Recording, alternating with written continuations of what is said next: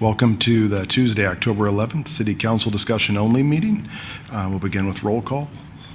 Councilmember Babcock. Present. Councilmember Brookover. Here. Councilmember Watson. Here. Mayor Pro Tem Gregg. Here. Mayor Bacon. Present. I'll look for a motion to approve the agenda. So moved. Second. Moved and seconded. Any discussion? Hearing none. All in favor? Aye. Opposed? Next up, communication from the audience.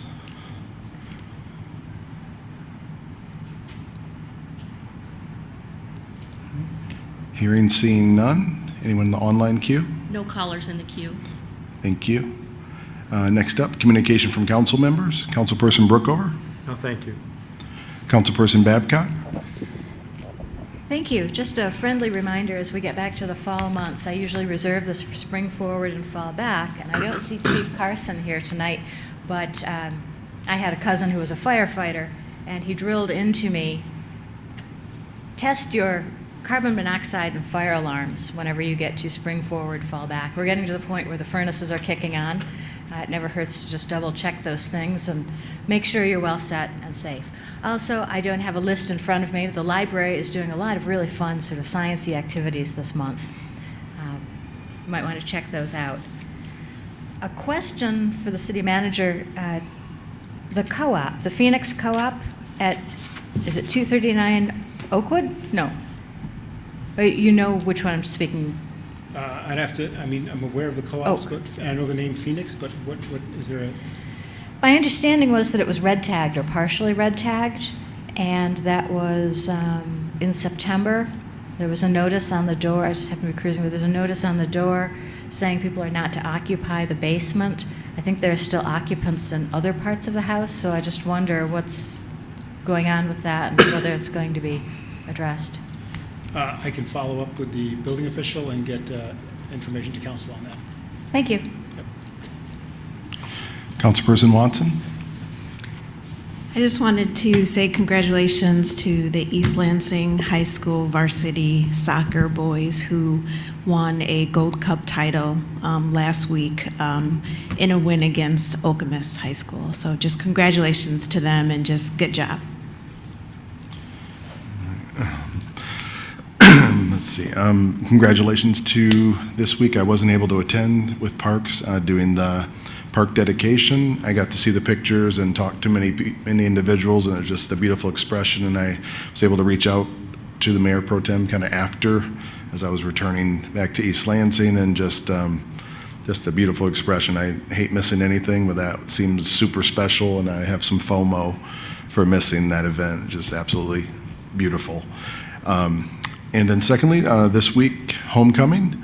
The homecoming parade, myself, Mayor Pro Tem, and others will be participating in the parade. We'll be departing from the Hannah Center right here and giving out candy and spreading goodwill and cheer. This is my first one, so I'm looking forward to taking part of that. Also, homecoming weekend, please be safe.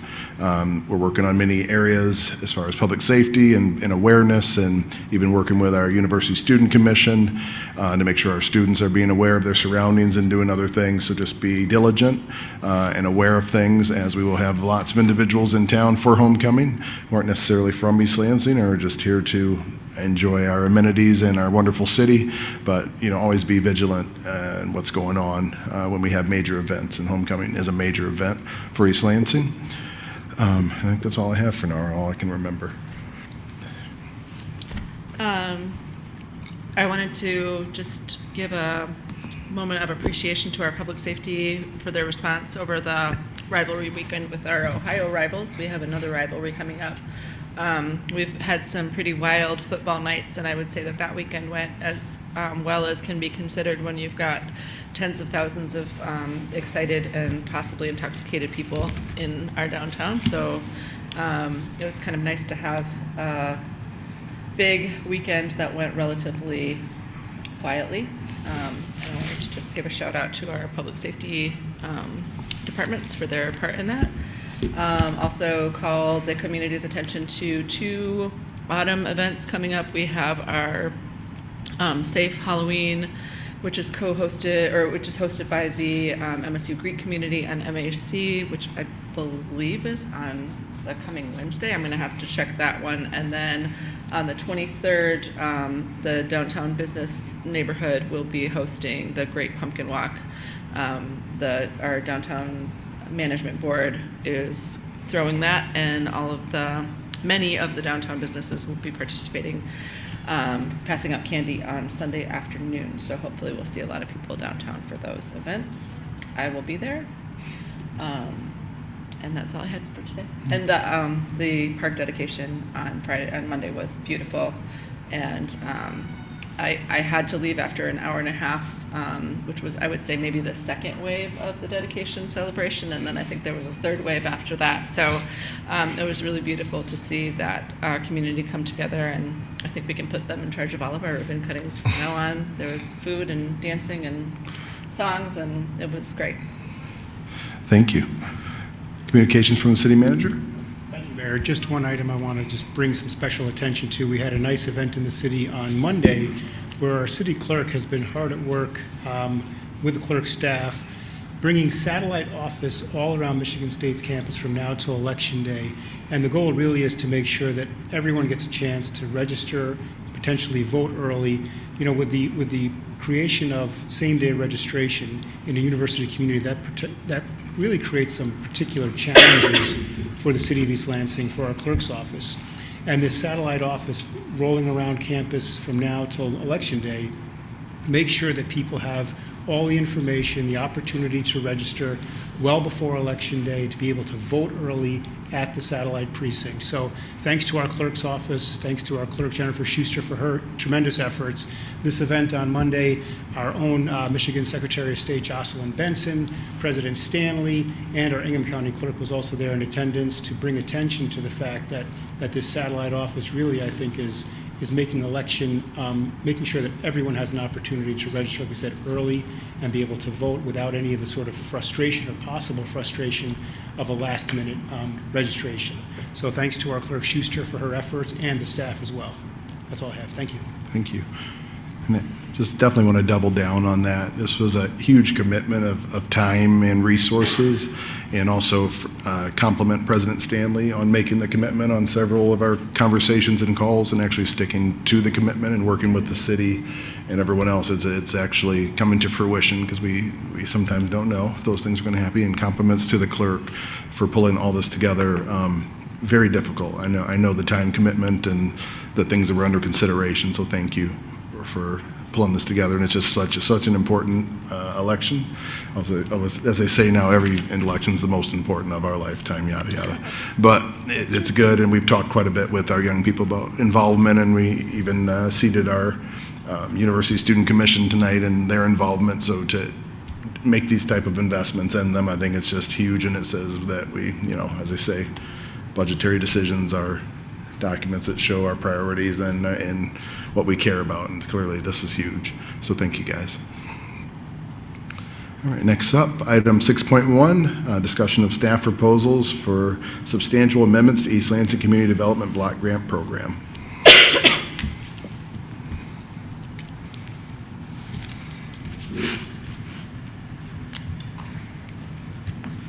Good evening, Council.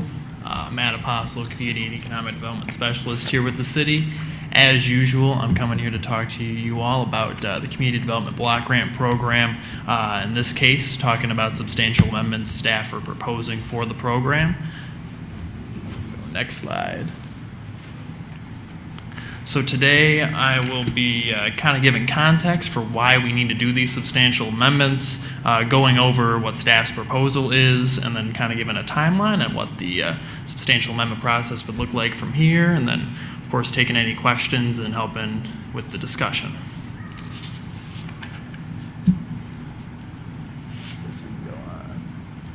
Awesome. So yeah, this is sort of the why for this whole presentation. East Lansing's Home Ownership Opportunity Assistance Program, or HOPE. As a refresher, this program is available to low to mod income prospective East Lansing home buyers and provides up to $30,000 in down payment assistance towards the purchase of a home. As we've discussed previously, current market conditions have made this program pretty difficult to administer to low to moderate income East Lansing residents. Since I've started working on CDBG last year, CAP leadership and our team have brainstormed and discussed different ways of increasing the outreach and doing other things with this program. However, it still is, it's sort of square peg, round hole at the moment, given the current pandemic and moving towards post-pandemic market conditions in East Lansing. We have not successfully utilized these funds since May of 2020. And again, this is pretty much solely due to the market conditions. It's difficult for pre-approved candidates to be able to actually find and purchase a home using these funds. Similar to the last this is the last batch of HOPE monies that we would have, this $61,000 or so keep that in mind.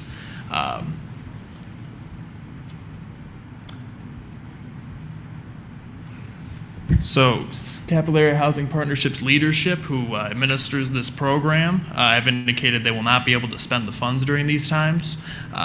Because of this, due to HUD's flag on these activities that we have to spend them by beginning of November, we're going to have to reprogram these $61,000, and that triggers a substantial amendment on our part per our citizen participation plan. Although this means there will no longer be any money specifically set aside for HOPE, there is still $237,000 or $237.77.19, not hired to read off large numbers, but in home rehab funds that can be transferred to HOPE if an eligible applicant can utilize them. And this would not require a substantial amendment due to the dollar amount. So we've kind of gone over how HUD is requiring that we move that $61,000-ish. However, this isn't the only reason why we're kind of presenting substantial amendments tonight. It's time to talk about something super exciting, which is the CDBG timeliness requirements. HUD requires that entitlement communities spend their CDBG dollars in a timely manner. Every May 2nd, HUD's going to check our CDBG dollar amount to ensure it is less than 1.5 times our current entitle amount, and we're currently sitting at 2.096 times our fiscal year 3 entitlement amount of $485,069. This means we need to spend just about $290,000 by May 2nd, 2023 in order to meet that timeliness requirement. So, kind of where is this money sitting? We have about $320,000 with the Department of Parks, Rec, and Arts, just over $300,000 with Capillary Housing Partnership for their HOPE and rehab programs, $166,000 with the Department of Public Works, public service agencies, think Haven House, Eve, Tri-County Office on Aging, etc., have that $60,000 number. $75,000 is in the admin budget, and then that $82,000 number is unprogrammed CDBG funding. The primary way that funding gets pushed into that is if a program doesn't use all of the money that was budgeted towards it. It just kind of falls into a general pool, which is one of the big things we're going to be talking about today. Kind of want to address the elephant in the room here about these buckets of money, particularly looking at Parks, CHP, and Public Works' budget. Very easy to look at these numbers and think that that's a lot of money, so why isn't it moving? With CAP, we already kind of went over the market effects on the viability of the HOPE program and how we're working with them to try to address that. For home rehab, money is moving out the door. I'd like to clarify, they have currently 4 applicants who are going through the process or have been approved. So money is trickling out of that budget, and we're also, for both programs, brainstorming new ways of getting the money out more effectively in a post-pandemic world, because these are both sort of historic legacy programs we have with them. With sidewalks and parks, the big thing to keep in mind is the environmental review process has gotten a lot more extensive, particularly in regards to the State Historic Preservation Office's review. And we also live in Michigan, so we cannot, it's very difficult to do a sidewalk project in the middle of January, so that's sort of why we're waiting until next summer to administer all of these funds. I suspect that around this time next year, the Parks and DPW's budgets will have diminished due to the projects taking place, but that is not May 2nd, so that's sort of why we're here today. Next slide. So yes, in an effort to meet HUD's May 2nd, 2023 deadline and avoid returning any funds, staff are requesting that $58,661.16, got that one, of the unprogrammed CDBG funds are also considered for the substantial amendment alongside the HOPE dollars. This is a total of 120 grand. So staff's proposal for the use of these funds, we want to distribute the money in the way that is, number one, eligible activities with HUD, number two, benefits low to moderate income individuals in the city, and number three, helps us to meet that deadline. So we're looking at doing $40,000 of the $120,000 available to partially match the RAP grant, and then the other $80,000 to increase lighting throughout downtown East Lansing. So for the RAP grant, the Market Pavilion and surrounding infrastructure at Valley Court Park project is an eligible activity for CDBG funding per our conversations with HUD. And staff would plan to use the $40,000 on the soft costs associated with the program. Think design and engineering costs, as these would not necessitate the environmental review processes to take place prior to expending the funds. That would help us to spend them before May 2nd. With lighting downtown, this is a project that actually rose out of calls from ASMSU or MSU student government in response to recent incidents happening downtown on late Friday and Saturday nights. So increasing downtown lighting to make the area safer. Public lighting is in eligible census tracts, which includes all of our downtown, is an eligible activity for CDBG funding. So the overarching goals here, increasing late night safety and creating opportunity for increased public downtown space activation. Staff plans to partner with ELPD and ASMSU on the project. Project locations and designs will be finalized in partnership with ELPD as well as a design, architecture, engineering firms. Due to the nature of the project compared to, say, a park improvement or sidewalk improvement, we do believe we could get these funds, again, out that door by that May 2nd deadline. Just also wanted to show a couple examples of what potential lighting could look like. Although the primary goal here is public safety, there is an element of getting creative with the vibrancy of downtown that we can institute with lighting while still accomplishing that public safety. So that'll definitely be something we keep in mind. If we want to go to the next one. Alleyways also, particularly with ASMSU, that was their biggest concern regarding lighting, so that'll be something we look at in conjunction with the LPD. And then again, sort of the combining lighting with placemaking and public safety, just creative ways of getting lighting downtown, making downtown safer and also just a more fun place to be.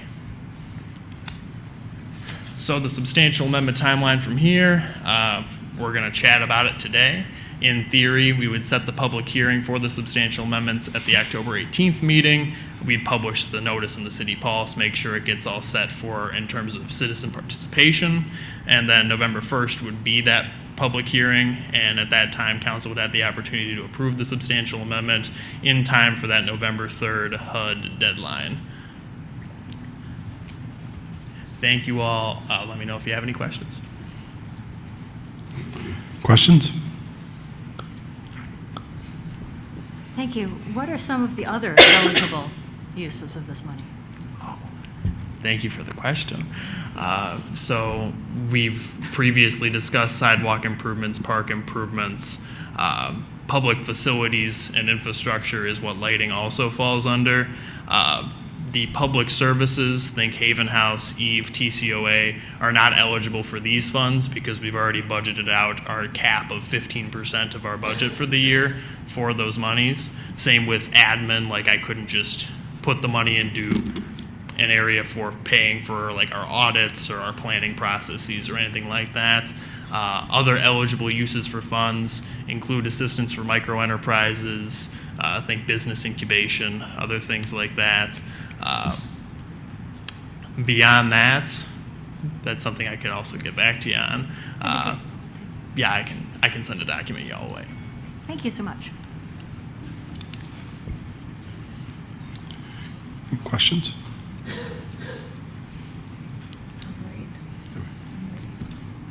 I guess, so that obviously doesn't put us down below what HUD is looking for. Are we relatively sure that those other programs are going to use up the additional 100,000 that we need to get out of that account before May? It's my goal for this whole year. I have faith in you, Matt.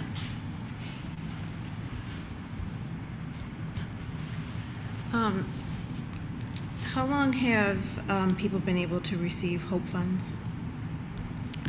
The down payment assistance? Raleigh might be able to answer that best, who's in the audience, but I think historically, I know it's been around since at least the 90s. Yes, since the 90s. Since the 90s. I'm curious, the past 20 years, so 2000 to 2020, I would like to know how many families benefited from the down payment assistance. I can get you that number. What does HUD call this down payment assistance? Like, is that the name, or is there like a different name that they refer to it as? I believe it's home ownership assistance is the eligible activity. And that's how HUD across the nation refers to it. I believe that that's the eligible activity, but I can also get back to you on that. And do you have a specific person that you communicate with about what's going on with HUD? Yes. In the city of East Lansing? So I'm curious to know, I remain curious to know who increases their down payment assistance across the nation. I can get you information on that. As far as scope, I'm not positive, but at least some information. Thank you. And to state again, I received down payment assistance from CAP, and I am on CAP's board. And I wouldn't be here if it wasn't for what I qualified for. And so it's like this proposal to me is making the city of East Lansing even more unaffordable for people. And I think that that's an unfortunate direction for people to go, for us to head in.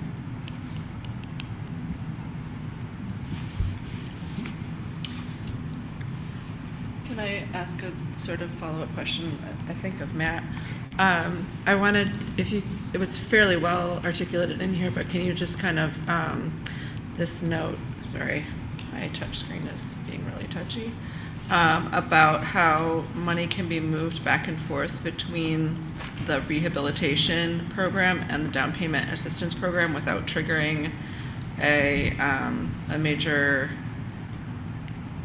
budget amendment. Here it is. So there's $237,077.19 in the home rehab fund that can be transferred to HOPE if an eligible applicant can utilize them. So that's what's in that program right now. That's not reallocating the 60,000 that. Those are separate things. So Okay. presuming if council were to make this substantial amendment and HOPE would just have administrative funds available in there, with substantial amendments, the City of East Lansing Citizen Participation Plan says that if less than 10% of your current entitlement is being moved, it does not initiate a substantial amendment. Okay, so moving money between the rehab fund and the HOPE fund would not be considered like changing its allocation, or we would just be doing under 10% of it? It'd be a minor amendment because it's, I think 485 is our total allocation, so anything under $48,000. Okay, and what is our down payment assistance is around 30? Is Up that to $30,000. up to $30,000? Okay, yeah, that kind of disappears into our current housing market, doesn't it?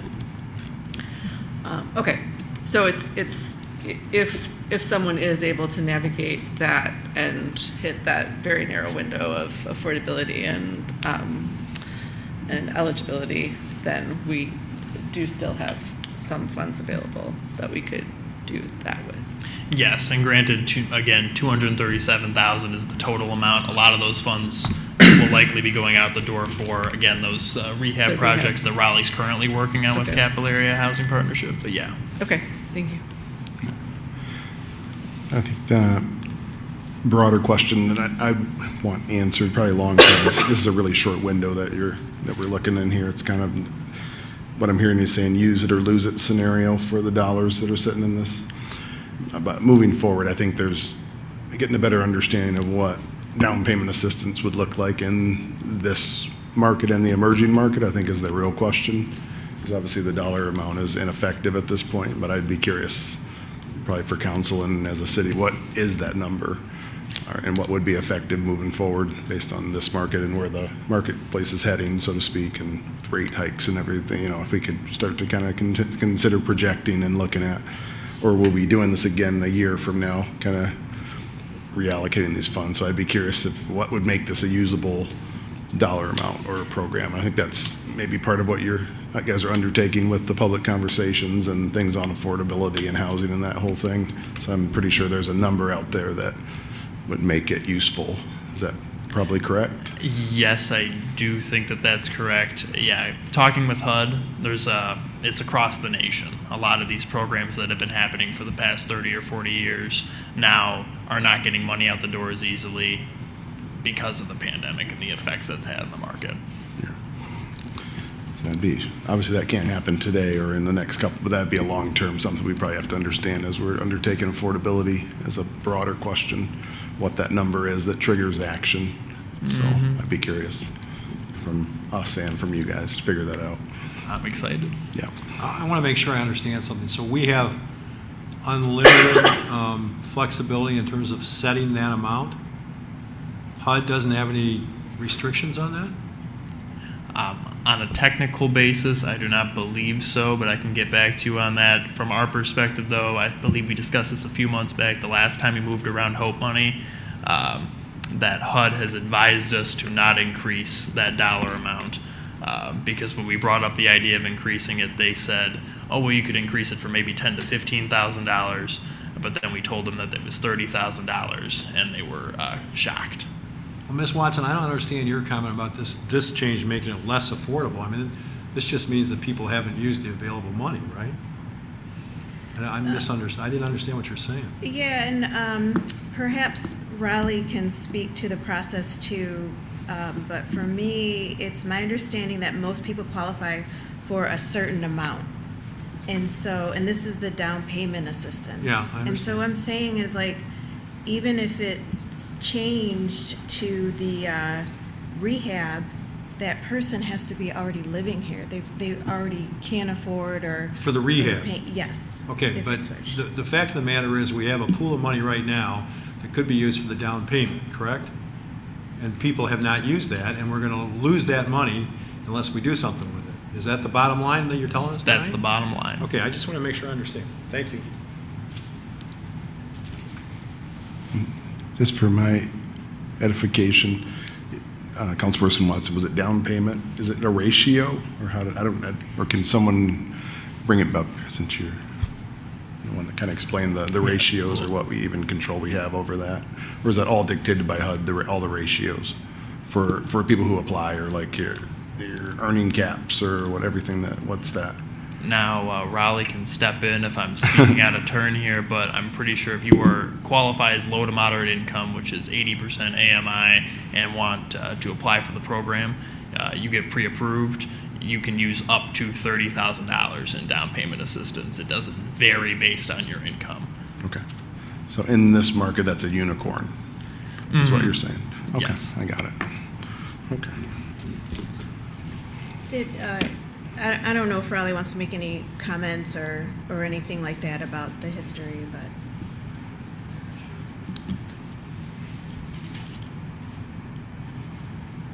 Thanks, everybody. I'm Raleigh. If you haven't met me, I'm the Executive Director at Capital Area Housing Partnership. I think Matt's done a great job to give some historical background. I think the only thing I would add is how impactful is that award, and that's where we're seeing it's not being impactful in the market. And so while, yes, there's funding in the pot right now, every time a house for sale gets listed for sale in the city of Lansing or East Lansing, we get that notification and we contact that listing agent, make them aware of the program. And so while, yes, there's money in the bucket, it's not impactful for an LMI household at that income level. It doesn't make a dent in the competitive offers that housings here in the city of East Lansing are seeing. It's not current data, but about a year ago, when we were first meeting with the city staff on this, the inventory at that day was 6 houses listed for sale in the city, average sales price over $300,000. With a traditional down payment requirement from a mortgage lender being 20% of the asking price, that's $60,000. So even if an LMI household did qualify for the HOPE program and could get $30,000 from the city, they would still need to bridge that additionally with another $30,000. And so basically the point we've expressed in working with staff is that the pandemic has pulled the housing market two ways. It's made it harder for folks who are LMI households to play in the market, and it's made it more advantageous for folks who are in the market and own a house to get a better return. And that doesn't work. And so ways we've tried to combat this is considered increasing the HOPE award to really make that buyer more competitive. We've seen offers in town over these last 2 years where folks are offering cash over asking price or throwing in Tigers tickets. These are just simple things that LMI households can't compete with. They're having a hard time getting pre-approved for even the asking price, let alone anything above and beyond. So in years past, where the market wasn't as high and the supply was more greater here in the city, the HOPE program worked and it helped folks. But in years since, especially these last 2 years with the housing market, those strings have been stretched even further. All right, now you two have me confused, because I thought you were talking about an incremental change that HUD said we'd go from 10 to 15. What's the amount you can get in East Lansing? Is it 10 or 15 or 30? It's 30. It's up to 30. Okay, thank you.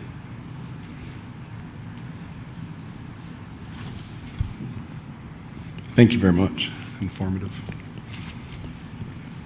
Yeah. Do you need action on this to set the public hearing, or is that the next action? I do not. I'll be back next week for y'all. Got Thank it. you. See you then.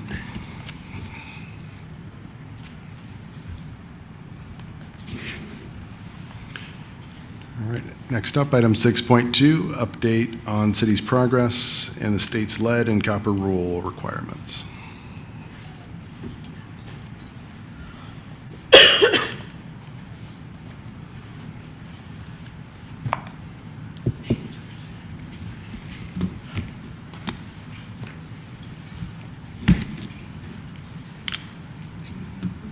Good evening.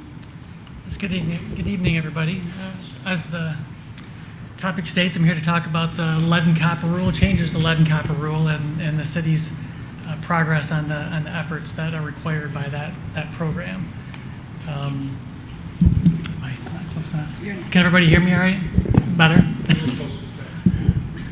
Right Closer there. is better. I can hear you. So the main slide here does show the East Lansing water service area, and I just wanted to point out the blue is the water service area, and it does not include most of MSU's campus. We do serve some buildings on MSU's campus, but for the most part, they're independent. So the topics I want to go over are some of the highlights of the revisions of the lead and copper rule, kind of the basics of the water service layout and who owns what.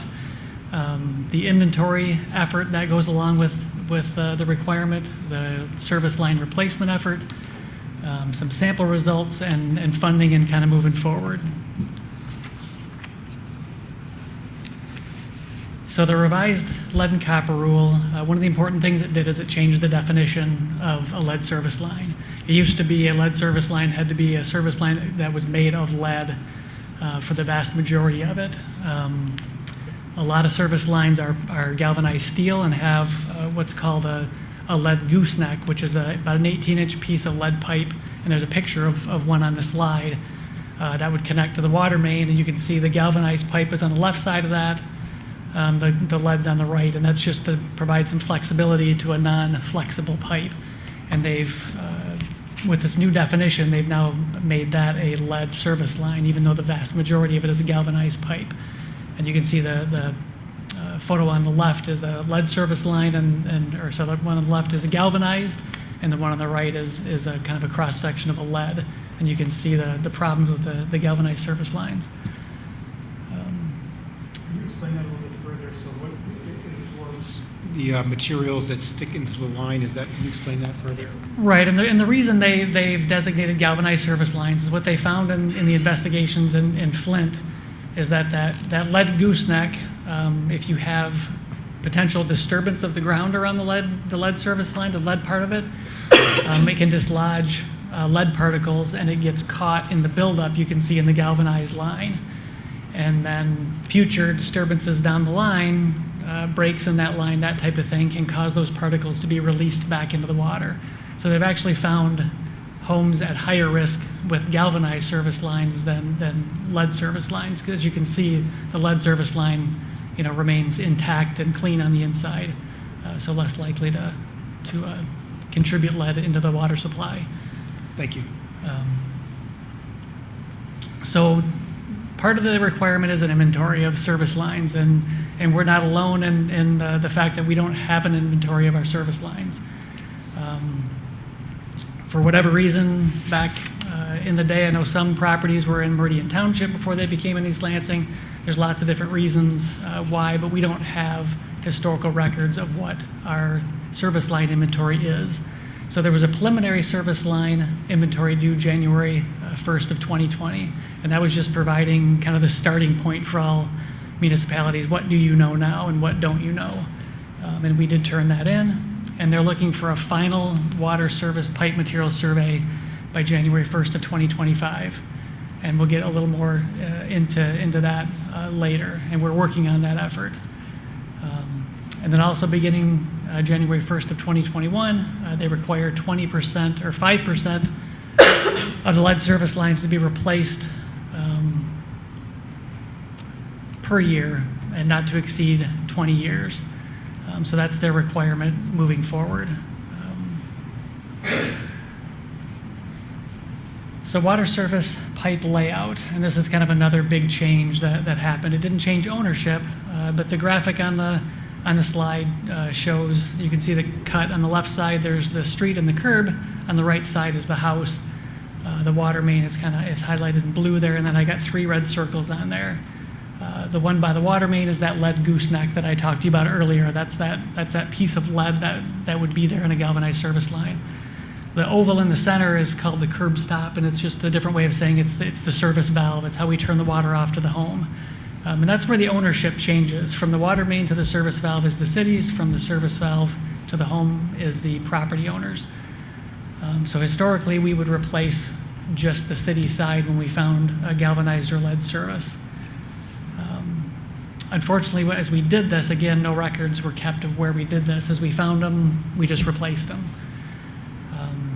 The new rule requires the city to replace the service line from the main to the home, 18 inches inside the home or to the first service valve, regardless of ownership at city expense. So now we've, all the service lines that we replaced on our side, we have to go back and pick up all the rest of them and any new ones that we find. So regardless of ownership, we have to pay and get that done.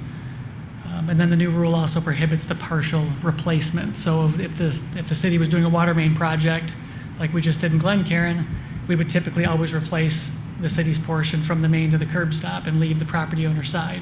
Now we can no longer do that. As if we find a galvanized service, we have to replace it all the way into the home. We're not allowed to reconnect those. So those are prohibited, and only exceptions are emergency repairs, which we typically don't have. When we find them, we replace them. So our inventory effort, I include a lot of pictures on the slide because I want to give people a sense of what this effort is. It's a monumental effort to collect this data. As you can see in the slide there, there's a gentleman with a rod he's holding is a water jet, and the tube is a vacuum, and he's jetting out the soil, and he's vacuuming it up so we can see what's down below, what the material is. And EGLE, or the Department of Environment, Great Lakes, and Energy, requires 3 points to be considered a proper inventory, which is both sides of the curb stop, 18 inches out, so that's 2 of the holes, and then an interior inspection to see what's coming through the wall or floor of the home. So they require all 3 to be a valid inventory.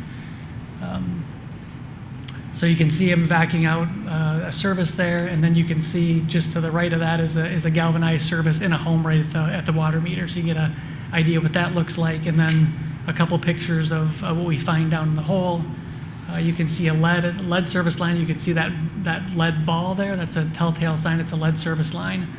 and then the galvanized steel versus the copper in the other picture. Some of the challenges are getting access to the homes is not easy. It's may not surprise you that a lot of people don't want us in their home, snooping around in their basement trying to get this data. And then outside, just to get inventory, you can see the picture with the curb stop in the driveway and then the tree roots that we run into. A lot of these issues are in older neighborhoods, big mature trees. So trying to get that service line inventory is a challenge. So those three things make it very, very difficult to do. The current inventory map, and I'll kind of run through the text part first, and then I'll talk about the map. Again, we talked about the excavations, inspections. We primarily focus those on road, utility, and sidewalk projects, because the last thing we want to do is rebuild something and then tear it up afterwards, finding out we have a lead service line. So we try to get the data in those locations so that those can be replaced as part of that project, plus it's more cost effective to do that way. We currently use a hydro excavation contractor for this, and the cost of that right now is about $176 per service. So it's not inexpensive to do. And then we also have our own vac truck that we'll do spot locations with. Interior inspections, our meter shop, which is the staff responsible for reading meters when they're going in to do repairs, that type of thing. They'll do inventories. Cross-connection inspections, we have a contractor that goes in and inspects mostly commercial buildings for potential cross-connections, which can contaminate the water supply. So he tries to pick up that information for us as well. And then our building and housing inspectors try to help with that effort when they get into houses. And then the private property effort has been substantial. We've used door hangers, we've used letters, water bill inserts, staff just going door to door and knocking on doors, and including after hours, night and weekend appointments. And it's we did a pretty big push in a section of Glencairn west of Harrison. And even with all of that, we were barely able to get 50% of the people to let us into the house to look at that. You'd think people would be interested in finding out, but we found it very difficult to get into those houses. With the inventory, we have about 7,900 locations, and we have all 3 points that I talked about, the 2 on the outside and the 1 on the inside. We have about 608 of those, only 7.7%. The map shows the central part of the city, because that's where all the action is, the older parts of the city, but obviously we have to do this for the whole boundary. Excavated at the service valve only is 1,000 of them, so about 12%, where we've vacked outside. And then in the house only, we've done 1,200, so about 16%. So you can see we have a long way to go to get that done, and we're working on another effort to push to get the interior data. So that's kind of where we sit with that effort, but a long way to go, and we've put a lot of work into it already. So the replacement effort, this is a monumental task, and that is not an overstatement. Just to get the project started, we have to have our licensed plumber, our contractor, the city, and the homeowner all meet at the house, because the basement is everything. What's in the basement means everything. Where are the finishes? What's the condition of the foundation walls? So we all have to meet there, go in the house, and come up with a plan of how we're going to get this new service line into that house. And it changes every house we walk into. So it's a monumental effort. The operations we use are open cut excavation, which is obviously very disturbing to people's yards if you're going to cut through their front yard, landscaping, trees, and that type of thing. So we don't use that very often. We primarily use the directional drilling, which you can see in the photo. Again, extensive coordination required. Finished basements present a huge problem. Again, these are older housing stock that have been finished and renovated several times. Slabs and crawl spaces. There's only one way to get a new service into a slab house, which is cut a section of the floor away and dig a 5-foot hole to get the new service in. It's not an easy task to do in somebody's home. Compromised foundations. Again, these are older houses, a lot of cracks, a lot of bowing walls, that type of thing.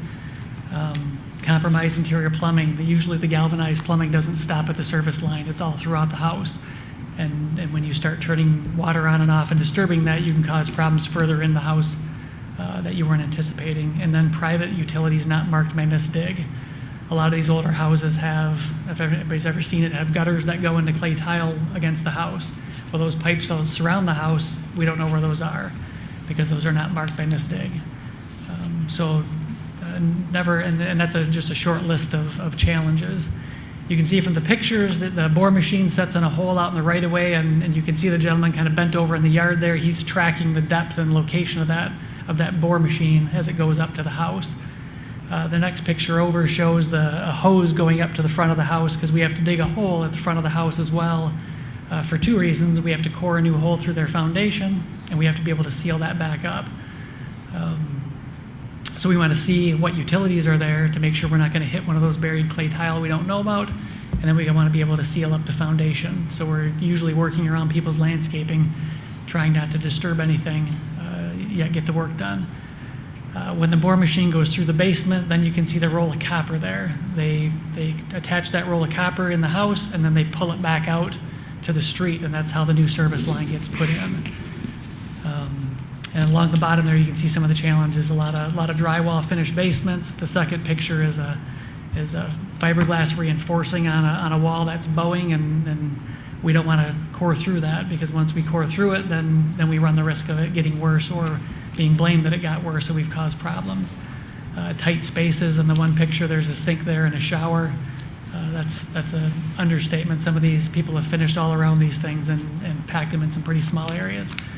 And then extensive landscaping. The house there on the right has a lot of retaining walls and things, and it's a challenge to bore it up there and then find a place we can dig a hole at the foundation and get in the house. So no end of challenges. And then you have to explain all this to the property owner and make them comfortable with what we're going to do there. The inventory map. What we're finding, which is not a surprise for us, is the majority of our services are copper. There is some plastic, especially in the newer sections of the city. On the private side, PEX has become a popular thing these days. So on the city side, we always still put in copper to the service valve, but then the person building the house is responsible for the rest of it. So plastic is becoming more prevalent in the newer houses. 96% of the target service pipes, and what I consider a target service pipe, is a letter galvanized, is galvanized steel. We have very few what were traditional lead service lines from main to home. Usually it's a galvanized steel with that lead gooseneck at the main.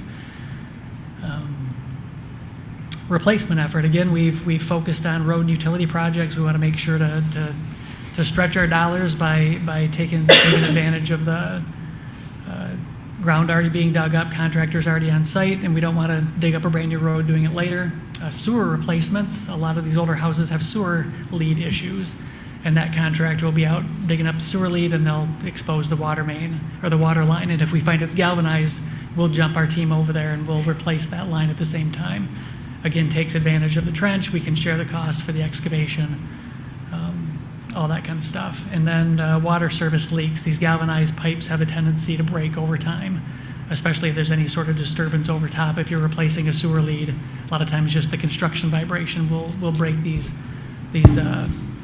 galvanized pipes, and once that happens, we can no longer just fix them, we have to replace them. So that's been our primary replacement effort to date. Cost to replace each one is about $4,000 to $7,000 a piece. And still the directional drilling is the way to go because we're not getting into people's landscaping, trees, bushes, sidewalks and things like that, but it's $4,000 to $7,000 by the time we put everything together, and that excludes our staff time. That's just the contractor boring the new service in and the plumber doing all the plumbing work inside. The requirement is to replace to the first service valve or 18 inches inside the house, but the reality of it is sometimes we can't come in anywhere near the existing water meter. We have to come in along the side of the house or some version of it, so there ends up being a lot of plumbing inside to get the house reconnected. So that's what we're finding the cost to be. Again, the map, we found 11 services that are lead so far, the traditional lead from start to finish, 252 galvanized, and the rest have been copper or plastic. We've replaced 132 of those so far, which leaves 131 left, so we're about 50% of the ones we have found that we've replaced. And the map kind of shows that the orange ones are the lead ones, yellow are galvanized, the white are still the unknown. So again, you can see that effort that we still need to find there. And then the hashed in blue are the ones we've replaced, and you can kind of follow projects over the last few years and see that's where we've hit a lot of it. So that kind of summarizes the map. Sampling, another part of the effort is required sampling, that we must do water sampling in houses. And Eagle calls them tier 1 sites, which are basically galvanized service pipes, lead service pipes, which can include the galvanized because it's got the gooseneck. And we have to sample those to make sure that the water quality is good. We used to have to do 60 locations with a change in the rule, but we had, with 3 rounds of good sample results, they've allowed us to reduce that to 30 samples each year. Again, the tier 1 sites are single-family homes, galvanized service pipes connected to lead. They also make us test a 1st liter sample and a 5th liter sample. The water can't be used for 6 hours, and then they want you to draw the 1st liter and then dump 4 and then pick up the 5th liter. And what they find is that 5th liter pulls from deeper in the house and can sometimes test positive when the 1st liter does not. And these are ones that the homeowners actually pull these. Our water authority drops the bottles, the homeowner does the samples, and they pick them up and test them. So that's kind of how that goes. The action level for lead is 15 parts per billion, soon to change to 12 parts per billion in 2025. And what I've highlighted there in the sample results is the less than 1 part per billion. So all of our samples come back at less than 1 part per billion, which is the minimum testing level. So they call those non-detect, but it doesn't necessarily mean there's not there. It's just less than 1 part per billion. It's the lowest they can go. So we don't have a water quality issue even at these tier 1 sites where these service lines are found.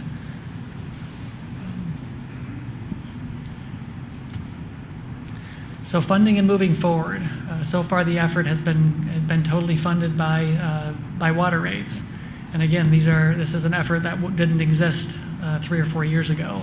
So all of the inventory, all the service line replacements, the city side did, but to be honest, the big effort is on the property owner side. It's a much more difficult piece, much more expensive part of it. So all this didn't exist 3 years ago. So it's all funded by the same water rates we've had before. We continue to partner with public and private construction projects to try to coordinate those efforts and save money.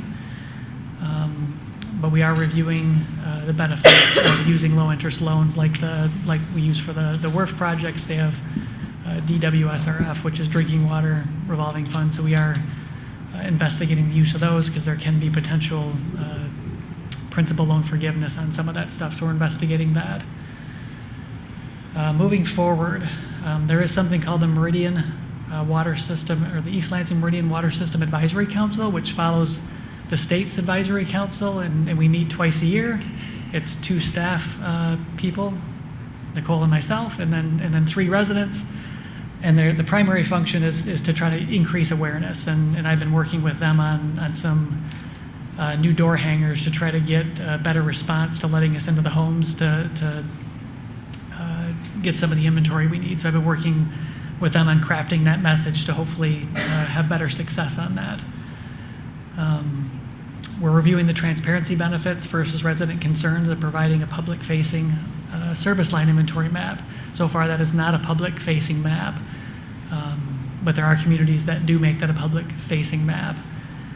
We do get some pushback from that because people feel that we've potentially made their house less valuable because we're putting out there they have a lead service line.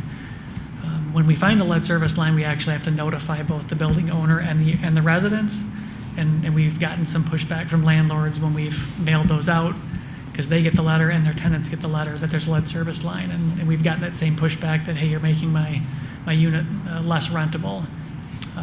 So we are aware of that, but there are transparency benefits of having that data available.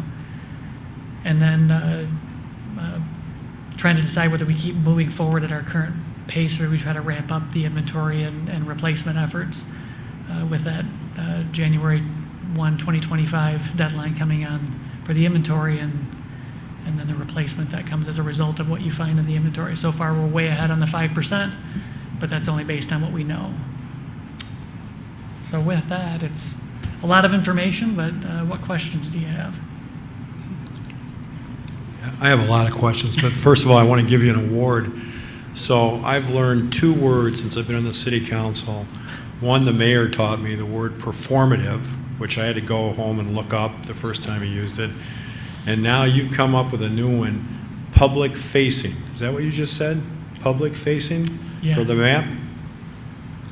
I mean, the map's a public record, right? It is. I mean, Okay. it is public facing. The data's here. I'm not insulting you. So, But we don't put it on, we don't put it out for everybody to Yeah, just pull up the well, map and look at. we can If talk somebody about wants that. it, they can FOIA it. but yes. so, I want to just see if I want to just check my conclusions based on your data. So we all know lead's bad, but now under these rules, galvanized is bad per se, or galvanized is bad because it sometimes has this lead gooseneck? Correct. The galvanized is bad because the lead particles from the gooseneck Okay. get hung up in the Okay. corrosion So inside. you have to check all the galvanized to see if it has the lead gooseneck. Our assumption is that it does. If we Okay. find, because we were replacing the galvanized on the city side for years and didn't keep track of it, Yeah. every time we find a galvanized on the property owner side, we have to assume it used to be, So the answer to my question is yes. yes, every Okay. galvanized pipe And used to so, be connected. and so, at this point, the city has to pay for all of the changes and inspections and changes up to the house. Is that correct? 18 inches inside the house to the first valve, yes. Okay. So now what's confusing me a little bit is then you talked about other stuff that the homeowner has to do inside. That's not statutorily required, is it? No, they have galvanized piping inside the house. I mentioned that because it's a challenge when we're replacing. Please, just stop. That is not statutorily required for them to change anything inside the house No. once you've taken care of everying up to 18 inches in the Correct. house, correct? Correct. That can Okay. stay. And so now I'm going to ask the stupidest question. I think you already answered this. I'm going to ask the stupidest question I think I've asked so far on my city council tenure, which is, so the Michigan Safe Drinking Water Act as amended, which now has passed supplemental rules, which has you going down this galvanized path, correct? Okay, but that was imposed on every municipality, every township, every entity, but they didn't give us any money for that, right? Okay. So do the two of you have an estimate right now of what percentage of staff time within the correct department is being spent on this inventory? Or are we tracking that at all? Do we have any way to track that? With the staff time, not necessarily, because usually they're doing it in conjunction with other things. If they're there to switch a meter out, that type of thing, then they're gathering that data. We do get people that request us, when we hand out the door hangers, request us to come out and do exactly that, just for that purpose, and we can certainly track that moving forward. It's about Okay. a 15-minute appointment. So that's the staff time cost that we are now incurring because of this legislative. And that's just stuff. the inside piece, that's not the outside piece of the inventory. We also have to vac the holes on either side of the service. We have to have all Okay. 3 points to be considered in Okay, so I guess what I'm asking for is how much staff time are we spending on inspecting all 3 points? And at some point, if somebody can give us an estimate of that down the line, I'm not talking Yep. about next week, I'd be curious about that. So now, so far, all of the cost of replacing these things when we find the offending infrastructure is borne by the water and sewage taxes, correct? Or Right, charges? water rates, The correct. fund. Water rates, okay. And so, I couldn't really see the map, but do you have some estimate at this point as to how many residential properties will have to have these changes made in the city? We don't. I mean, we've focused on some of the, when we're not doing project related, we focused on some of the older areas. It's a lot, mostly pre-1950s homes. Okay. So it's. So that gives us some, that gives us anything some after that. universe. Right. All right, so if you're looking at, for instance, what I call New White Hills, across Saginaw, White Hills, Shaw Estates, essentially those subdivisions are probably not in these categories, is that correct? Correct. So it's like my house. And so when you did all the work in Glencairn with the roadways and the sewers, were you doing these inspections at the same time? Yes. Okay. Yes, we did the excavation before the project, and then we did the interior as we were going in to inspect, to come up with a plan to replace them. Okay, because I'm not conscious of any of that. I mean, what was... We did not do we did not get into every house internally, no. We did the exterior inspection. We still have to do the interior piece in a lot of these. Okay, well, did you notify the homeowners when you were doing the external inspection? Because I'd sort of like to know if somebody did the inspection, not because I don't want you to do it, I want you to do it, and then I want to know what happened, what you found out. Yeah, if you had a letter galvanized service line, you got a letter in the mail that notified you that you had a letter galvanized. But we don't, as a course, notify people that they have a copper line. We just notify the people that have the letter galvanized because we're required to. And how is that notification effectuated? It's a letter that we send out that has some required language with it. Well, if you send me a letter, I'd like to see it. Is yours letter galvanized, do you know? I have no idea. That's why I'm if you didn't get a letter, then it shouldn't be. But I will double check. I get a lot of letters, okay? I understand. Right now, I'm getting so many campaign letters, I can't keep track of who's running. But, so I'd like to check, and frankly, I'd ask that you check for every house on South Lawn, east of Harrison. Because this kind of goes back to something I think I referred to last week about people not knowing what was going on. I'm not being critical, but I never heard anybody in my neighborhood talking about any of this at any point in time. And they were certainly talking about the construction all the time. So my concern here is that, you know, I think what you're telling us is that there's probably no reason to be alarmed other than the fact there's going to be a lot of money to have to be spent.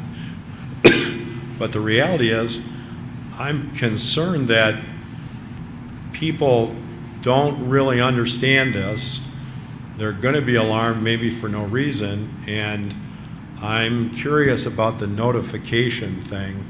And I guess the other thing is I'm curious about the actual wording of the notification, because I think sometimes, with all due respect to our engineering staff, a letter from engineering staff is hard for people that are like 92 years old, like my neighbors, to understand. So, and I'm just wondering if there'd be a more effective way, other than having this presentation at a discussion-only meeting, of publicizing this in a way that it doesn't alarm people, and because it shouldn't, from anything I can figure out. But you know, maybe I had my head in a barrel or something the last 2 or 3 years, but I'm clueless about any of this stuff, and I'm kind of amazed sitting here tonight. And I just wanted to sleep through this meeting, so you woke me up. So I just want to mention, I think that we started this well before the last 2 years. We started with a survey to all our residents. We communicated pretty widely, asking people to go with the magnet to their service, to click the magnet on the service side, the street side of your service. If it's stuck to if the magnet's stuck, it's galvanized. If it didn't, it's not. Yeah. So we've had this communication out in dialogues, e-dialogues, on Water the website. Water bill inserts, all that kind of stuff. Water yeah. bill inserts. This has been years of I understand that. I'm not questioning that, but you know what? I just want to mention that it's been years of communication. No, and I'm not questioning that, but you know what? People in this town get a whole lot of stuff different ways. And, you know, beat me with a stick. They don't read it. I mean, they just don't read it. I mean, and you guys, you know, your generation wants to do it in emails or, you know, Facebook or TikTok or whatever the heck it is, but people are busy raising their families and, you know, going to the grocery and doing all this kind of stuff and mowing the lawn and, you know, figuring out what's going on in the sewer stuff. And so I just suggest to you, I think I'm a pretty smart fella, and I think I sort of read stuff. But inserts in the water bill, you know what I see when I see the water bill? I see how high it is. And that's my experience with other people in town, and I'm sure everybody else in the council has had the same experience. So you can throw all the inserts you want in the water bill, but they're going to be looking at how much it is. So, and then the only other question I have in terms of trying to be constructive is, has this been a topic of conversation at the neighborhood presidents get together? Has this been discussed and communicated to the neighborhood presidents? Because I would think that the dissemination with those neighborhood groups would be a good way to go. I believe early on when this program was first identified as something we had to do, probably Scott House went to the Council of Neighborhood Presidents to be able to discuss it. But it is something that we should probably just put on the agenda for every year, just to be able to get on their radar for this. Okay, thanks. I'm not really mean to beat on you, but I'm just kind of concerned that people don't really understand this. Could you also remind people of what the test is with the magnet on the water valve side, and what you would do to check if you have a galvanized service? Yeah, I mean, if people want to, we had a home survey, and it's still out there on the website, and if you want to check your own water service, right where it comes through the wall or floor, and that's the important part. You can, obviously, a copper water line is like a shiny penny. If you sand on it or whatever, that's pretty easy. But a galvanized steel or a lead will be gray. And the difference is galvanized steel, a magnet will stick to it, the lead one, it will not. So that's how you can tell what you have if you want to do your own. You know, I flunked 8th grade science, so I appreciate that. But, so like Dana Watson lives on Hagedorn in a house that I'm pretty sure got built in the late 50s or early 50s. So have you tested along Hagedorn yet? I don't believe we have in that area yet. Okay. Like I said, we've concentrated a lot on project areas, which have been quite a few. But that's so she doesn't know, right, sitting here right now, just like I don't know what's going on with the house. No, I mean, as you saw the percentages on the map, we have a long way to go. There's a lot to do to collect that inventory. Okay, and I guess my final question, and I'll shut up, Mayor. So do we have any kind of a guesstimate from here on out how much money is going to be spent to rectify these things after we do the inventory? We have not done the math yet. We're getting to the point inventory-wise that we can probably take the data that we have and extrapolate it out based on age of house and kind of come up with that estimate. But we've not done that yet. We've just been doing the inventories for a couple of years now, and but we're probably to the point we could probably come up with a pretty good number. And what people perceive to be the increase in their water bills in the last 2 or 3 years, is that at least partially a result of the increased cost of these inspections? Are people getting billed for these inspections? I guess that's the question. Well, it's definitely coming out of the water fund, and it's a component of it, but it's also the increase of the water bills is, us going after older water mains throughout the city, because we're striving to replace 1 to 3 miles of water main a year throughout the city. And then, yes, there's added cost for the lead and copper rule, and that's where we are looking at some of this funding through the DWSRF, Drinking Water State Revolving Fund, because as we go after some of these projects, we're putting aside through the budget, I think, you saw maybe about $300,000 a year to go after the lead and copper. We put together a plan, drinking water project plan. We could put 500 or $1 million, and we have the possibility of getting some of that principal forgiveness to where they will just say, you don't have to pay for this. And that's where we want to get to, and then at that point, even if we went after $1 million, it would be a low interest loan, so it would be a loan over 20 years, at maybe less than 2%. All right, so I think what you just said was a component. Correct. I understand it may not be the major component. A component of the increase in water rates in the last few years is the cost of doing these inspections, correct? Correct. Okay, thank you. You're welcome. So the one thing I'd like to also mention, though, is that the testing that we're required to do shows that the water quality is good and that there is minimal to no parts per billion. I just want to reiterate that because I get it's that. a very concerning thing. I mean, the discussion of lead is a very serious topic, and that's why they're having the presentation. That's why we made all these efforts. But we're always going back to the testing, that they're testing the galvanized lines to make certain that the water, as it's coming through the pipe, is not degrading that inner coating of the pipe and causing a lead problem, and that's the regular testing. Well, I mean, the bottom line is the legislature imposed on us this cost in a system that so far indicates that we are all getting safe water. So we're going around and testing this, I guess, prophylactically, or whatever you want to say, and spending the money, but the reality is the water in East Lansing is safe, so. But the best thing to do is get rid of these lead, any component of lead or galvanized as well. I That's the understand. best practice. Thank you. Questions?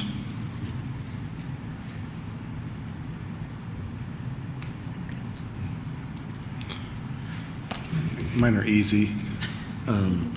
Just now, the sophistication of what we're doing now to track. Obviously, if we'd had the capacity to do a little bit better tracking, we'd know more now. Or will this be like kind of a ironclad tracking as we move forward and kind of work towards 2025? Is that system in place? Correct, yep, everything's being recorded, and we're required to report updates every year, so. And then secondly, having been through this, that's in a property at once, it was triggered through a plumber, through a pipe split. And then the plumber reached out as it was a different municipality that was doing this replacement project at the time, and it was triggered through the plumbers. Are there plumbers or other individuals that are assisting us with when these opportunities come up via damage or a pipe split or something else that's for individual properties? Yeah, most of them know, and we get notified. Like I said, the sewer contractors all know when they're doing them. They'll call us and say, hey, we've exposed the water line, come take a look, Awesome. type of thing. So they've all caught on that we can work together. That was my two. Any further questions? All right, thank you, guys. Thank you. Last item here will be resigning into the closed session. I will only be returning back to this chamber to adjourn the meeting. Item 7.1, City Council resolves to enter closed session to consider personnel evaluation of the city manager as requested to be held in closed session by the city manager pursuant of MCL 15268 1A, and for strategy session connected with the negotiation of a collective bargaining agreement pursuant to MCL 15.2681C. I think this will be up to the motion and the roll call vote.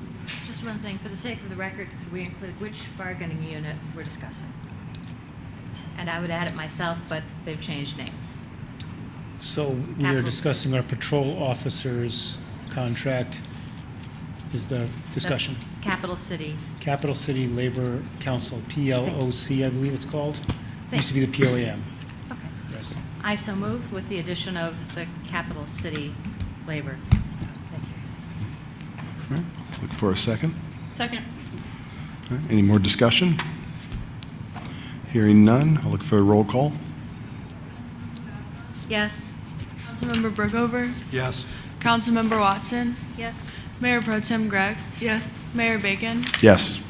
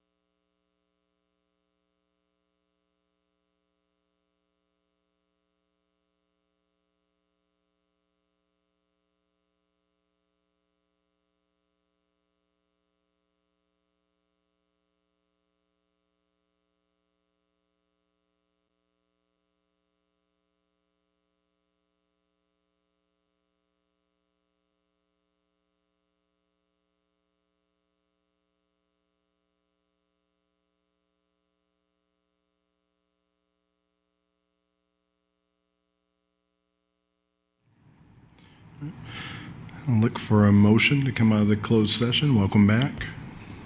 So moved. Second. Moved and seconded. Discussion. Hearing none. All in favor? Aye. Opposed? Motion carries. Meeting adjourned.